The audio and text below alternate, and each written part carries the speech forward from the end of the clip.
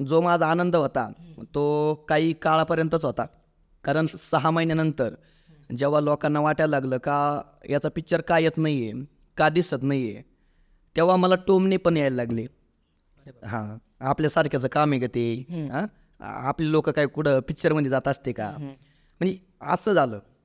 तर प्रेमात फार वेळा काय होतं, प्रेम तिच्यावर करायचं, घराभोवती फिरायचं, एखाद्या दिवशी तिच्यात लग्नात जेवायचं. अशी लग्न खूप जेवलो कारण प्रत्येकीनं आग्रहानं निमंत्रण धाडली, निमंत्रणाबरोबर स्पेशल पत्रे पाठवली. पुन्हा तिचं आग्रहाचं निमंत्रण असायचं. लग्नाला नाही आला तर प्रेमच नव्हतं समजेन. लग्न जमल्यावर तिनं असंच म्हणायचं, मी फक्त प्रत्येकाच्या लग्नात पोटभर जेवून प्रेमाच्या ढेकरात फिरायचं.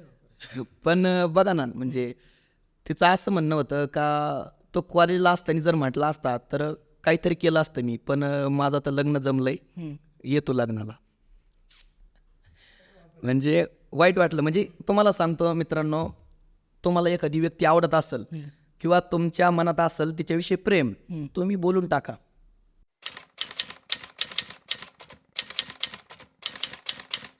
म्हणजे अशा लोकांना काय बोलावं मला कळत नाही.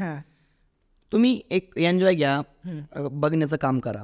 आता तो दोन्ही रोल करतोय म्हणजे त्याच्यामध्ये काहीतरी टॅलेंट आहे, तुमच्यापेक्षा वेगळं आहे. तुम्हाला जमतंय ना, तुम्ही करा, नाही जमत गप बसा. म्हणजे बघा ना तुम्ही टॅलेंट किती आहे. म्हणजे पुरुषाचा पण आवाज काढणार किंवा फिमेलचं पण काढणार, म्हणजे त्याचे टॅलेंट आहे, त्याला तुम्ही प्रोत्साहन द्या. आता मी एक ॲक्टर आहे, मला असं आवडतं का एक पाऊल पुढं जायचं. मला पुढं जायचं आहे, म्हणजे ह्या वेब सिरीजमध्ये किंवा यूट्यूबपर्यंतच मला मर्यादित राहायचं नाही आहे. तर मी सांगतो, ठीक आहे, तुम्ही प्रश्न विचारला. एक वर्षभराच्या आत माझा एक मराठी चित्रपट रिलीज होईल, म्हणजे कास्टिंग पण झालेलं आहे. आणि आज आपल्या पॉडकास्टला रिव्हील करतात पहिल्यांदा. हो, म्हणजे फक्त 8 दिवसापूर्वी मीटिंग झालेली आहे. त्या मूवीमध्ये स्टार कास्ट येतं. तुम्हाला आधी मी सांगितलं का माझ्यासोबत फ्रॉड झाला, माझे 25,000 रुपये गेले. मग ते पैसे रिटर्न देण्यासाठी मी कंपनीत गेलो. कंपनीत गेल्यानंतर माझं मन रमत नव्हतं, बरोबर.